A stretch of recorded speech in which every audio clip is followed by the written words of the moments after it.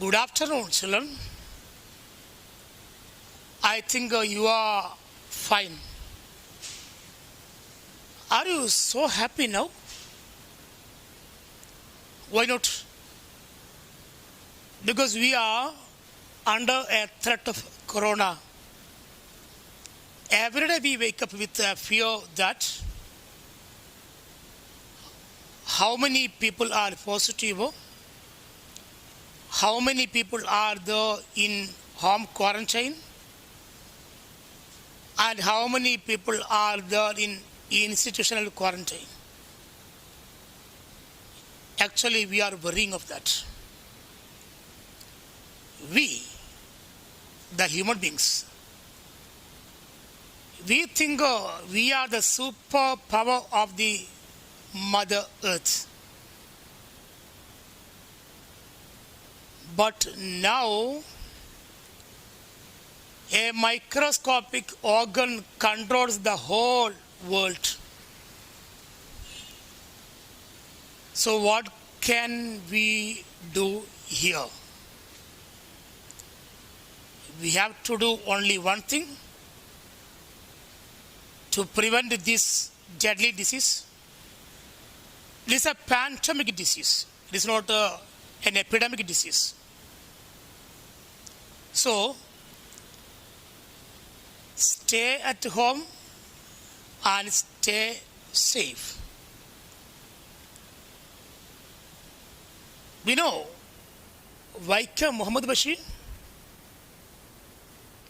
is a famous Malayalam writer.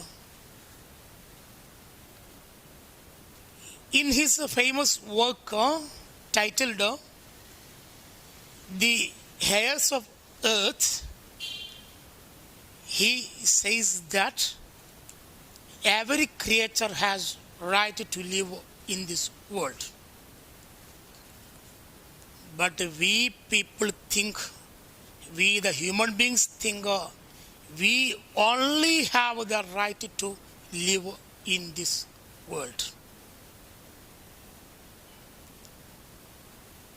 Here is a poem titled Lines Written in Early Spring by William Wordsworth. Have you heard of William Wordsworth? You know William Wordsworth? Who is he? William Wordsworth is a famous writer in the history of English literature. He is one of the prominent figures in the world of English literature. He was born on 7th April 1770 and he passed away on 23rd 1780.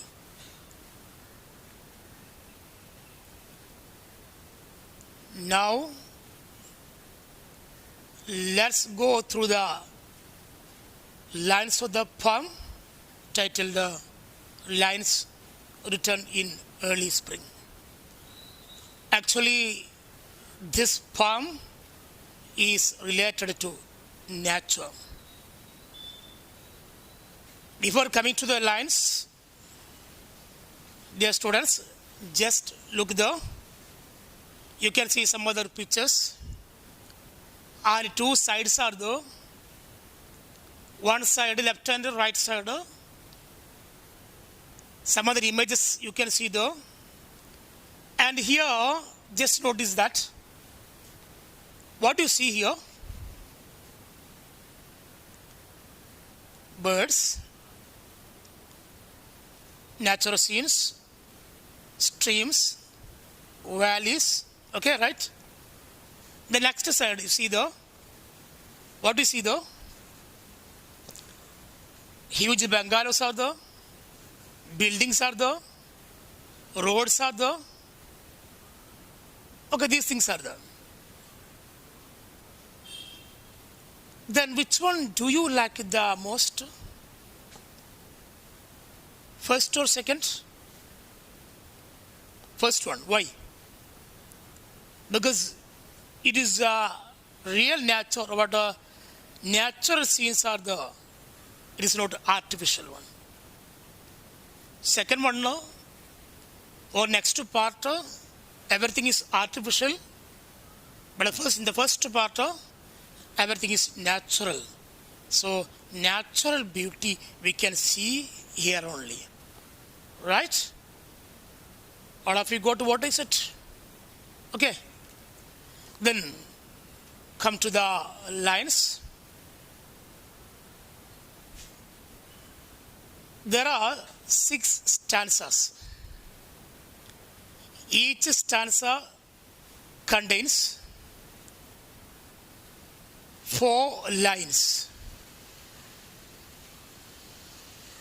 It is known as, or a stanza contains 4 lines is known as quatrain.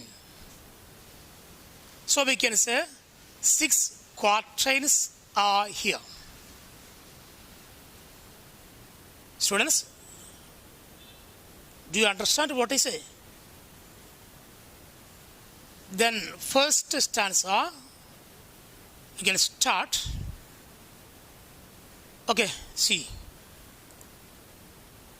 The poet starts the poem. I heard 1,000 blended notes while in a grove I sat reclined. In that sweet mood when pleasant thoughts bring sad thoughts to the mind. First of all, I say the meaning of the each and every line. I heard. The poet says that he heard or he could hear. He could hear 1,000 blended notes. 1,000 means that much, okay, we know. Blended means mixture or mixed. The poet could hear 1,000 that much blended notes. Notes mean music. So the poet could hear the mixture of or mixture of the music while in a grove I sat reclined. The poet says that while in a grove,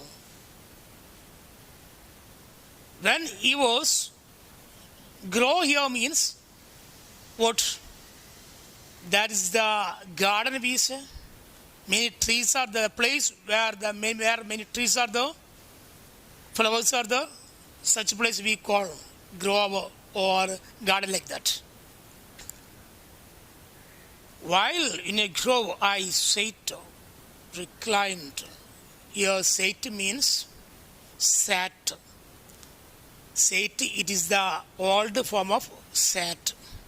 The poet says that he was sitting in a grove, reclined. Reclined means relaxed. He was sitting in a relaxed mood in a grove or in a garden. At that time, he could hear thousands of music. Right? What I say? So first and second lines, first line says that the poet could hear or the poet heard thousands of notes or blended notes. That much music he could hear. When he could hear the music? When he was sitting in a grove in a relaxed mood. Okay. Then third line says like this. In that sweet mood when pleasant thoughts bring sad thoughts to the mind. In that sweet mood. Sweet means good, nice, excellent. Very pleasant thoughts. At that when I was sitting there in a grove, sweet thoughts are coming to the mind of me. Oh, I am so happy though. In that sweet mood when pleasant thoughts bring, at the same time I become sad. Pleasant thoughts I have, or pleasant thoughts are coming in my mind. But at the same time I am so sad. Bring sad thoughts to the mind. Why?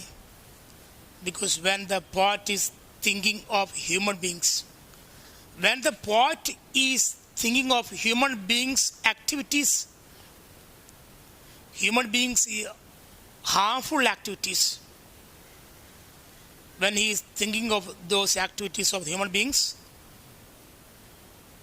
he becomes so sad.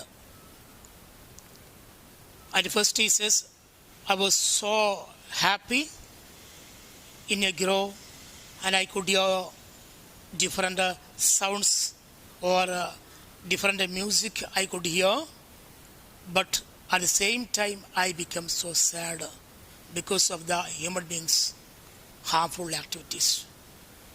Human beings are so cruel. They are destroying the nature. That's why the poet says, I am becoming so sad. That's all about the first stanza. And I ask one question. Who is I here? I heard. Who is I here? Your I means speaker. Who is the speaker here? Poet. So, who is I referred here? Poet himself is the I. Okay, got it? Where was the poet sitting? The poet was sitting in a grove. What was the mood of the poet? What was the mood of the poet? Pleasant mood. Very good. This way he was enjoying the beauty and sounds of the nature. That's all about the first stanza. I think everything is cleared. Next, when we come to the second stanza, students, look there. To her fair works did nature linger. The human soul that through me ran, and much it grieved my heart to think what man has made of man. To her fair works. Here her means natures. Nature is a lady. We call the nature mother. That's why the poet used the word her. To her fair works. Fair works mean good works. Nature is doing good works and nature tries to link the good works with the human soul. Actually, nature is a blessing to the human beings. To her fair works did nature link the human soul that through me ran. And the poet says that one, that nature is linking her good works to the soul of the human beings. And much it grieved my heart to think. But grieved here means pained, not happy. My heart to think. Now, but I am not happy now because when I am thinking what man has made of man, when I am thinking of man's or human beings' activities, I become sad. Man destroys everything. Man destroys even himself, or men destroy even themselves. So, when we come to the second stanza, we get the picture that in that stanza the poet says about the good works of nature, then what the nature is trying to link those good works to the human soul. But the poet is becoming so sad when he is thinking of human beings' deeds or human beings' harmful activities. Okay, cleared? That's all about the second stanza.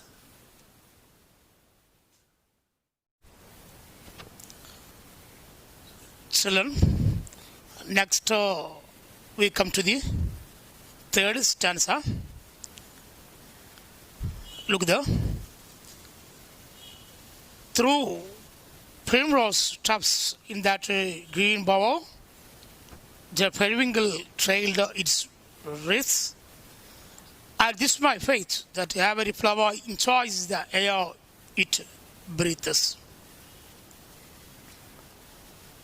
In the second stanza, the poet says about the nature's deeds or nature's blessings.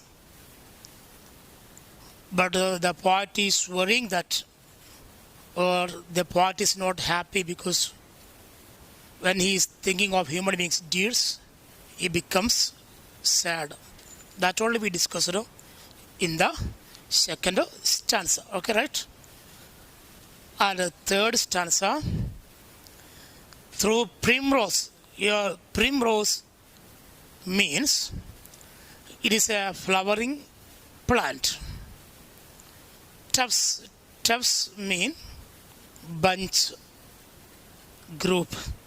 In that green bower, bower means there is a shady place under the tree.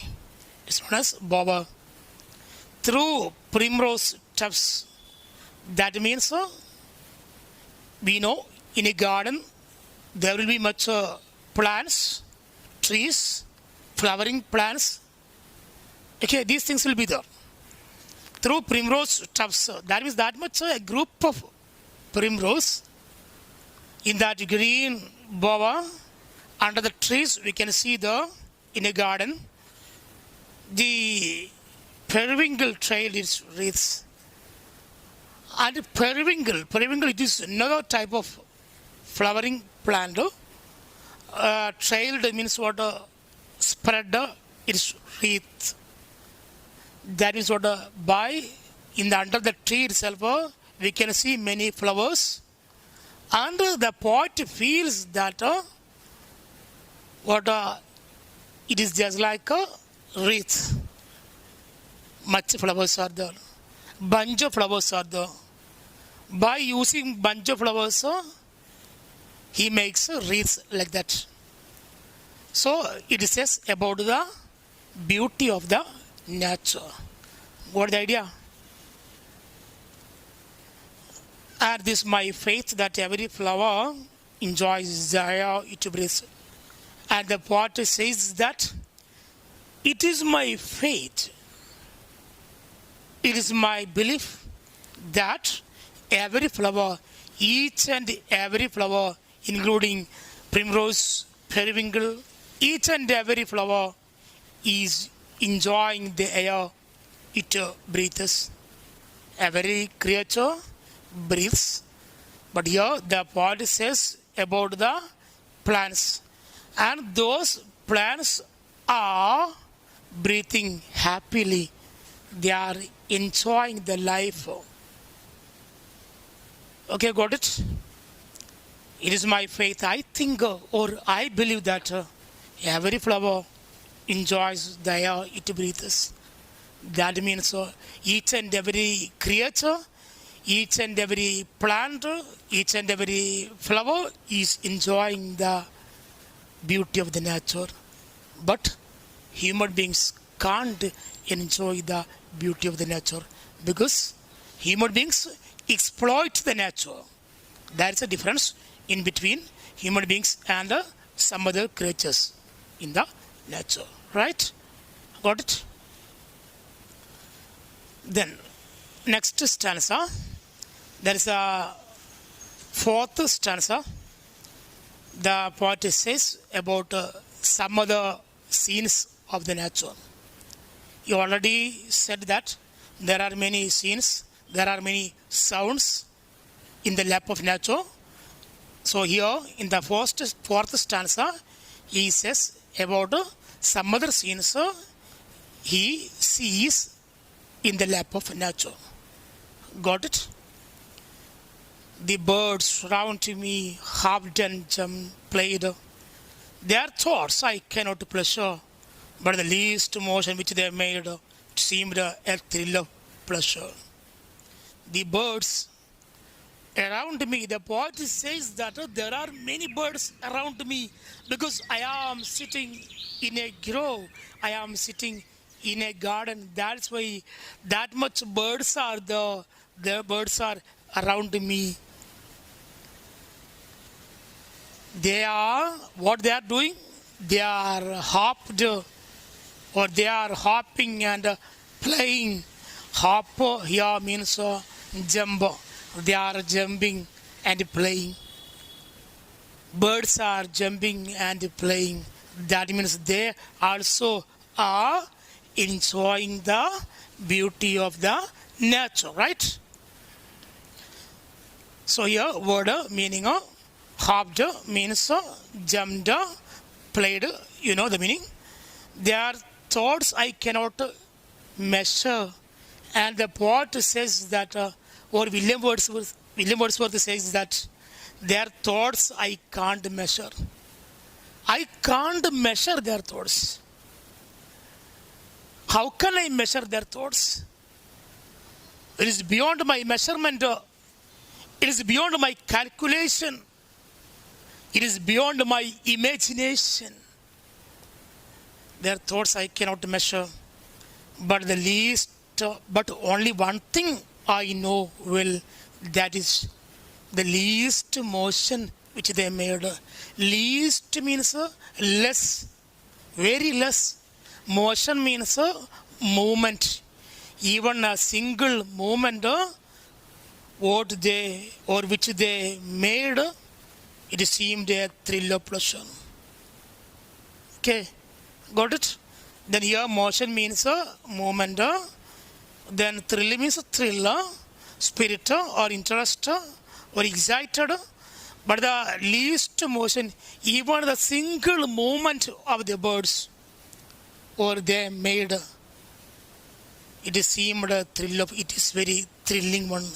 Even single movement is very thrilling. The poet feels like that. When the poet is sitting in a grove, when he is enjoying the beauty of the nature, when the birds are singing, when the birds are jumping and playing, and when they are enjoying the nature, even a single step or even a single moment when they make, the poet feels that it is very thrilling one, it is very excited one. Right? What I say? Next stanza, that is a fifth stanza. Students, look there.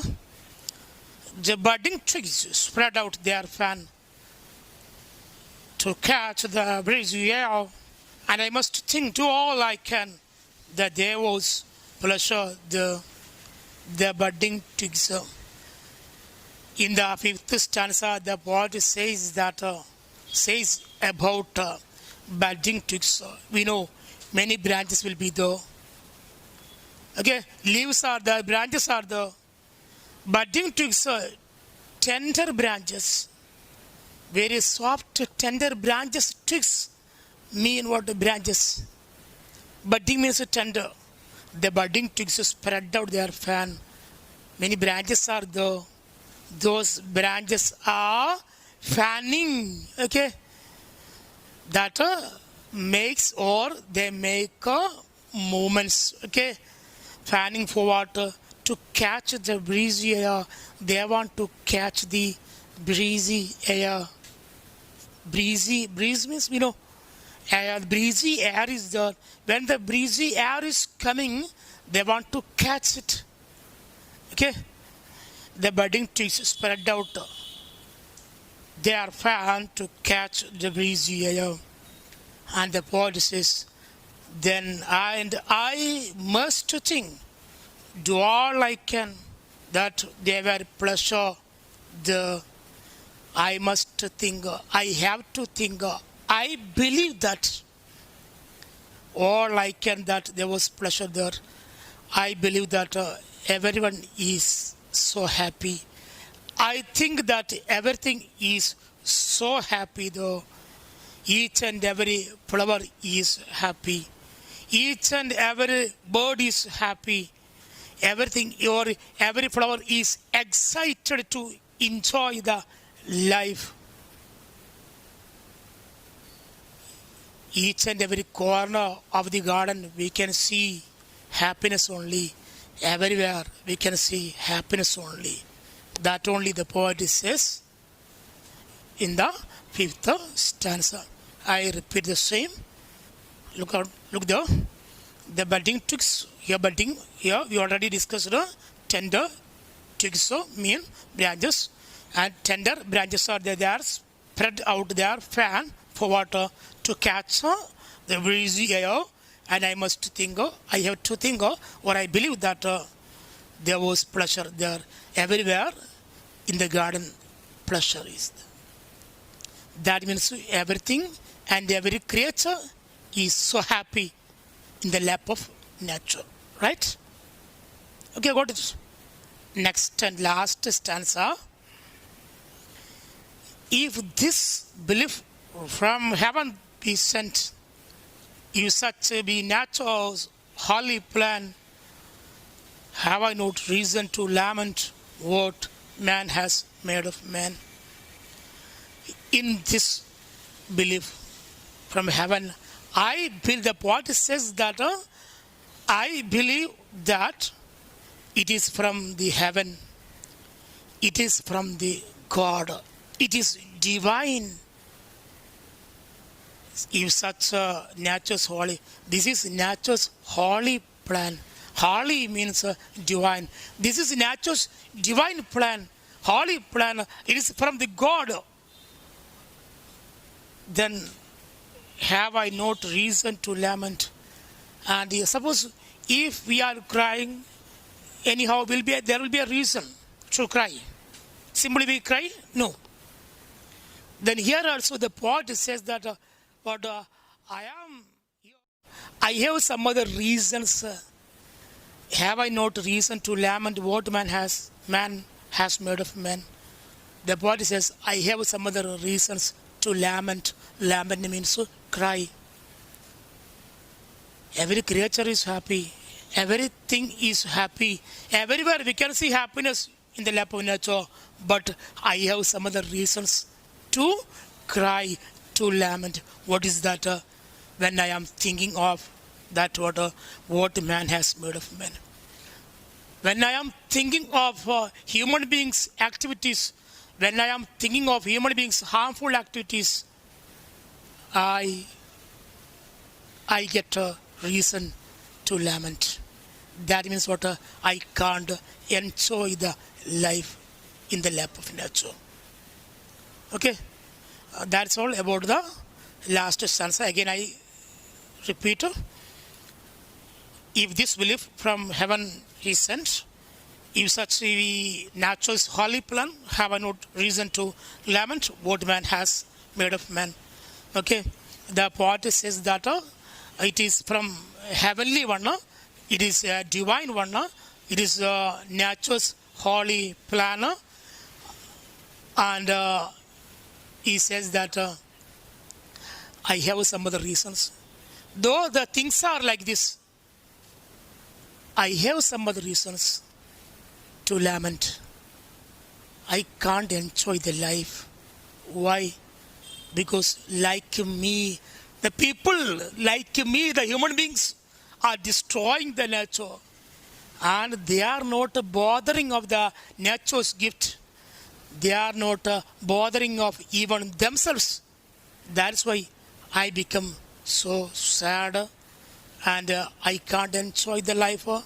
Then I am lamenting over that. Okay, got it? That's all about the last stanza. I think you got it well, okay? Right? If you have any doubt, you can ask me. When we conclude the poem, we get some other themes. First one is this one. In this poem, the poet says about the beauty of the nature. He says about the sights and sounds of the nature. And he says, it is very nice to hear. That is the first theme of the poem. That is one theme. And second one is this one. In the lap of nature, every creature is happy. Every being is happy except human beings. They can enjoy the life well. Birds, plants, flowers, everything is enjoying the life well. They are so happy, but we people can't enjoy the life. That is the another theme of the poem. And the third one is the poet says about the human beings' harmful activities.